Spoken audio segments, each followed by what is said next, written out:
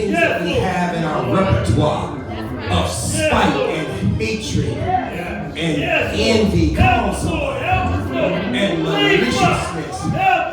And sometimes, I'm not talking about the church, but the house of God, which means the house that saints live in. All right. Can be one of the most hateful places that you can ever live. Help us, Lord. You go into the kitchen and you feel hate and contention. You go into the dining room and you feel disturbance and wrestling. You go into the living room and there is no rest and peace because the atmosphere has not been changed.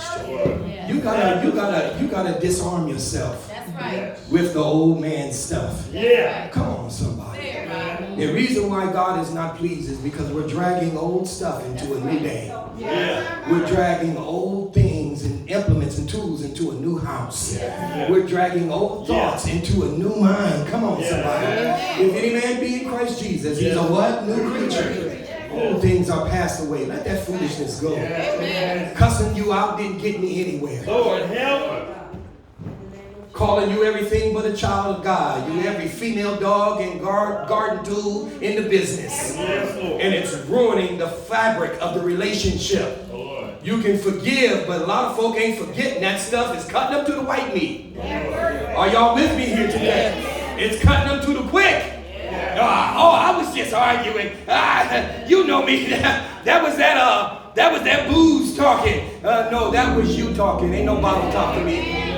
It came out your mouth. That's right. And if we're doing something that is causing us to lose control, put that up too. Yeah. Come on, somebody. It's not doing the house no good. It ain't doing you no good. Amen. Amen. It's contention in the blessing. But I love the way Isaac had this. He kept on moving and kept on digging. Yes. Ain't Amen. nobody gonna dissuade me. Amen. If this herd I got, if this flock I got, this family I got need resources, it's up to me to get these resources. Amen. Amen. Men should not be busybodies. If you're busy digging, it's a whole lot of foolishness we can avoid. Yes. Come on, somebody. When you really digging, you stay out of. You too tired to get into foolishness. Can I get some help here? When you've been digging for the family and digging for yourself and you've been digging for the church and you're digging for God, you don't have time to get in no mess. Yes, Lord. And many of us call time out on digging to please ourselves and selfishly dig a ditch that we can't get out of. Come on, church, here today. It's contention in the blessing. You can expect contention in the blessing. You can expect mountaintop experience that it may be trouble at the base of this mountain. You can expect valley experience. It may be trouble when we come up out this valley.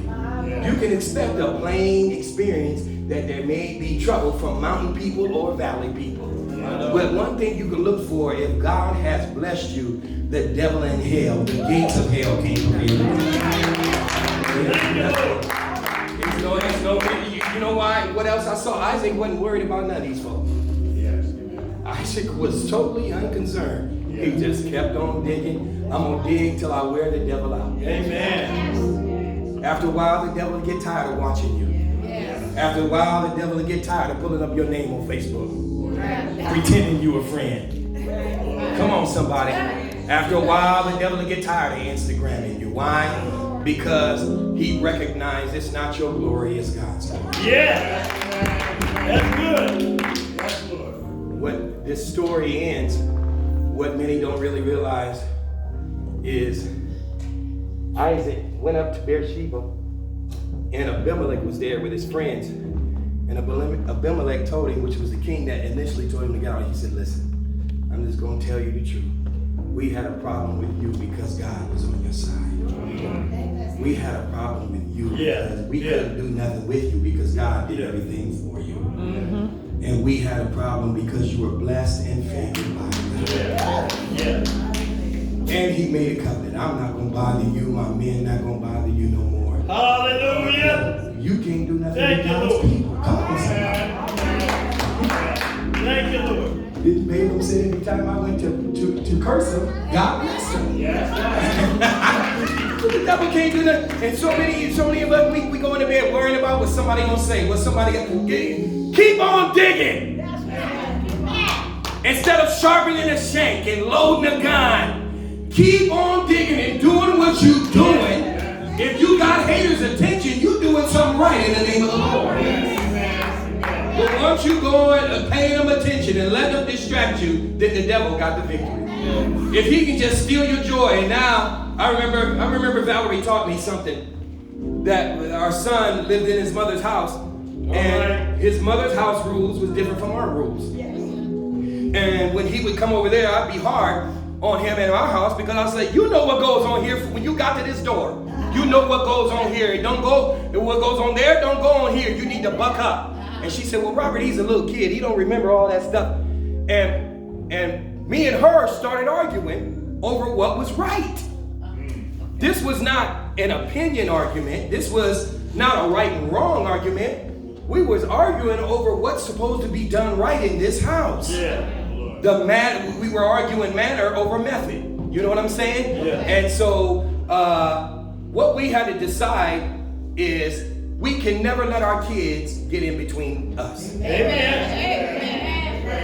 And in blended families, That's right. you got sometimes the blood father will be harder on his own and more gentle with the new kids. Amen. And vice versa. It's kind of hard how to figure out what to do. And it can feel like favoritism to one and you extra hard on the other. And so what parents have to go into a room and hold hands and get down on your knees and decide, listen, we ain't gonna let nothing separate us from our love, no one. Nobody, no thing, no place, no height, no depth. This love gotta be in. Can I get a witness in this place?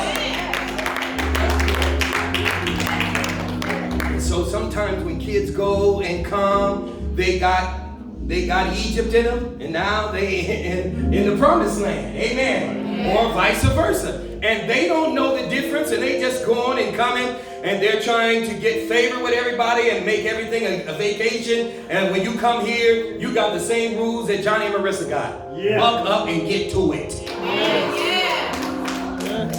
This is not a vacation spot. You're our child, like you're their child. But this house got rules. If you're going to be at this house, you got to follow these rules. And we can't war.